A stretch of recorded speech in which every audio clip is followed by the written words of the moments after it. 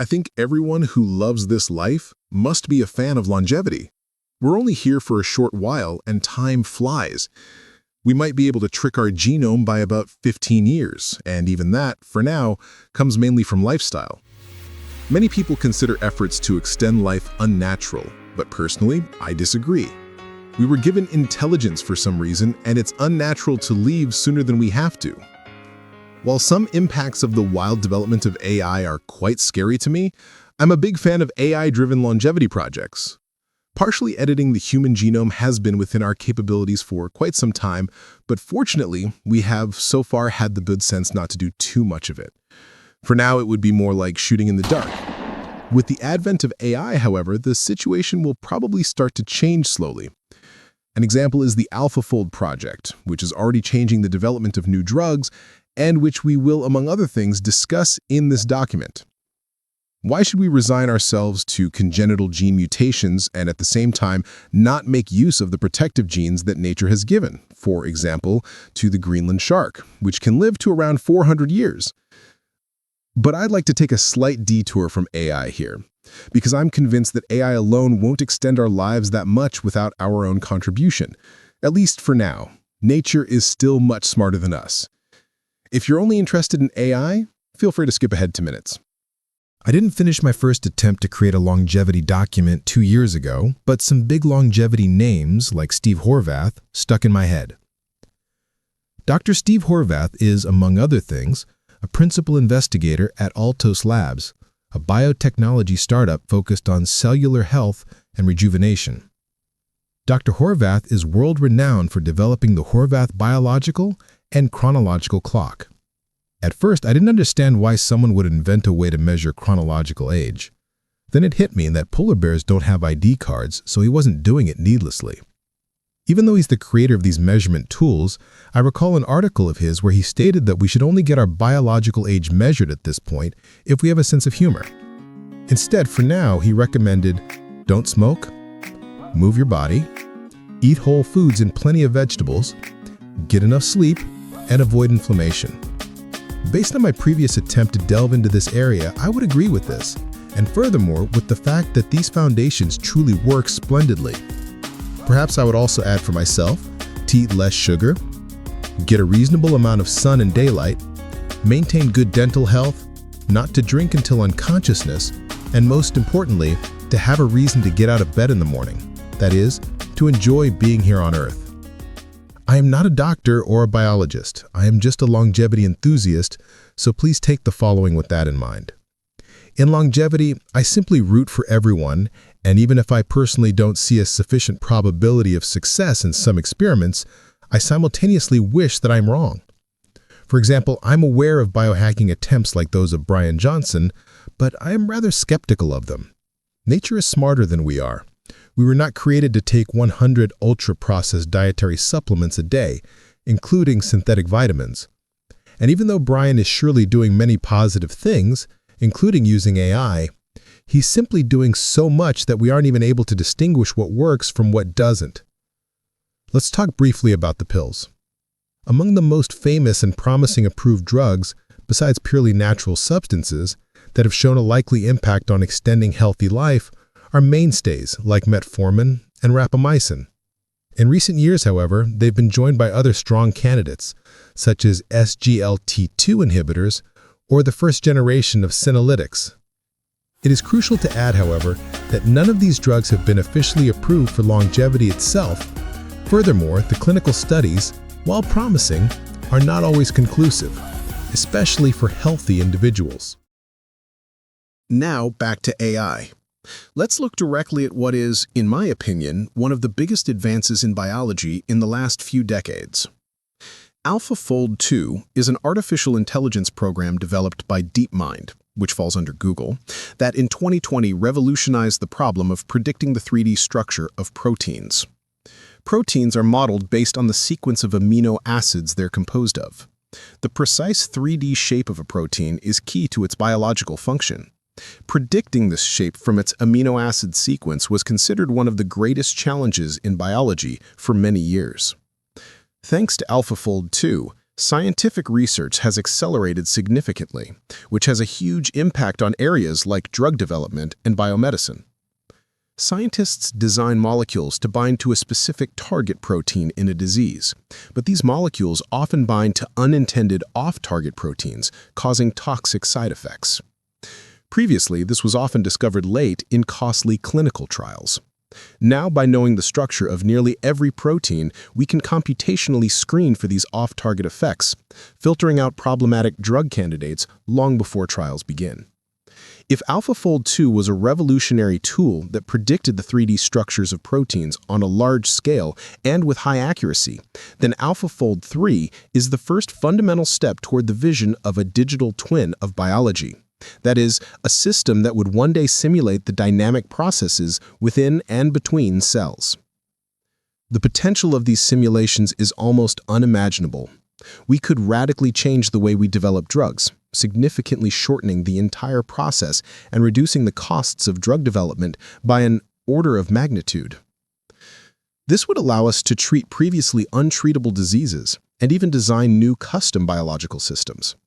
Ultimately, this means nothing less than more effective medicine and a real chance at a longer and healthier life. Its sister company, Altos Labs, is already using technologies based on AlphaFold 3 to design new drugs. One of the key scientists in the field of longevity is Dr. Barzilai from the Albert Einstein College of Medicine. His research focuses on the genetic factors in people who live to an extremely old age, such as the Kahn family, whose members live to be over 100. Irving Kahn, a well-known investor and associate of Benjamin Graham, lived to be 109. Remarkably, he was still going to his Manhattan office until he was 108. His recipe? Lots of vegetables, fresh air, exercise, and especially mental activity and work that he enjoyed until the end of his life. His sister, Helen Happy Kahn, married name Reichert, had a slightly different approach. Dr. Barzilai visited her in her Manhattan apartment when she was around 100 years old. A vital and cheerful live wire opened the door for him, with a lit cigarette and a drink in her hand. A surprised Nir asked her, "Did the doctors tell you that smoking would shorten your life?" Helen promptly replied, "Well, of course, but all three of them who told me that are already long dead." Helen Reichert indeed lived to be 109, with a great sense of humor and perspective on life. With a verified age of 122 years and 164 days, the world record holder for longevity is considered to be the French woman Jeanne Calment. This remarkable woman, born in 1875, indulged in olive oil, port wine, and chocolate her whole life. At the age of 117, she took a look at herself and even quit smoking. At the same time, thanks to her extended investment horizon, she was a very successful investor, but that's a story for another time. Dr. Barzilai concluded that these individuals are carriers of specific protective genes that shield them from the diseases of old age. His work, for example, the identification of a beneficial variant of the CETP gene, is crucial for the development of future therapies that could mimic these natural protective mechanisms and thus extend the healthy lives of the entire population. And with that, we gradually return to AlphaFold, because not everything, at least for now, is in our own hands. Thanks to advances in projects like AlphaFold and isomorphic laboratories, the theoretical possibility of creating our digital twin is opening up. This would involve the analysis of our DNA, combined with the influence of epigenetics and the environment, that is, factors like diet, physical activity, sleep, and even stress levels, and more. AI would then be able to process this complex information and predict, with high probability, the onset of future diseases, which would allow us to take preventative measures even before the problems manifest. Likewise, we could simulate the impact of lifestyle changes or the use of specific substances, like Metformin, on our extended and healthy lifespan. What follows is a slightly more speculative part of the documentary that I just can't resist, but I believe we are already heading in this direction. Although we already have gene editing technology like CRISPR at our disposal, its current use without precise predictions is more like shooting in the dark. Projects like isomorphic laboratories, powered by technologies like AlphaFold, will hopefully one day allow us to precisely simulate these complex interventions, right from the embryonic cell stage. Thanks to this, it will be possible to model how, for example, repairing risky mutations in the BRCA1 and BRCA2 genes will affect the probability of developing hereditary cancer over a lifetime. Similarly, it will be possible to virtually test the addition of protective genes that grant exceptional resistance to tumors in other animals, such as elephants. This ability for precise prediction is the key to the future of safe and targeted prevention of genetically determined diseases. Nature shows us with the example of the Greenland shark, which is known to live for around 400 years, with some estimates reaching up to an incredible 500 years, that the biological limits for lifespan are set much further than they are for humans. It is precisely the genome of this animal, full of unique mechanisms for DNA repair and slowing down aging, that represents an enormous inspiration. Hopefully, advances in biological simulation will allow us in the future to simulate these complex genetic dispositions in detail and explore the possibilities of their safe transfer to humans, which could bring us closer to a real extension of healthy human life. One extra bold and probably a big crazy concept is called longevity escape velocity. It describes a hypothetical moment when science can extend our lives faster than we age. For every year we survive, we would thus gain more than a year of extra life. Similar events are probably not very likely within a 5-year horizon, but who knows what the more distant future will bring. If there is greater interest in further longevity documentaries, where we could look at similar crazy ideas in more detail, just let me know. Although isomorphic laboratories, powered by technologies like AlphaFold, represents the cutting edge, there are other key players in the field of AI drug development with different approaches. Two top examples are Recursion Pharmaceuticals and in silico medicine. The first uses robotic labs and AI to create its own map of human biology for drug discovery. The second is a pioneer in the complete, tailor-made design of drugs using AI, from discovering the cause of a disease to creating the molecule. These innovative firms are complemented by traditional pharmaceutical giants like Novartis or Pfizer, who are investing massively in their own AI teams and leveraging their huge databases from clinical trials. But the greatest advances in modern medicine are emerging at the intersection of cutting-edge biology and artificial intelligence. Here, AI serves as an indispensable tool that helps analyze, personalize, and unlock the potential of breakthrough therapies, for example, for treating cancer and extending healthy life. An example is personalized mRNA cancer vaccines from companies like BioNTech and Moderna. Here, artificial intelligence analyzes the genetic mutations of a specific tumor and selects the most suitable targets so that the patient's own immune system learns to effectively recognize and destroy the tumor. Several products are in advanced phases of clinical trials, for example, for the treatment of melanoma or pancreatic cancer. I can't help but make a small detour from mRNA vaccines here. Modern cancer treatment is increasingly focusing on a combination of 3 key areas. The foundation is immunotherapy, which releases the brakes on the patient's own immune system so it can attack the tumor. The effectiveness of this treatment is significantly enhanced by a healthy microbiome, as gut bacteria train and prepare the immune cells for battle. The entire process is also supported by a metabolic approach, which seeks to strengthen the immune cells with the right nutrition, while simultaneously weakening the tumor by cutting off its energy sources.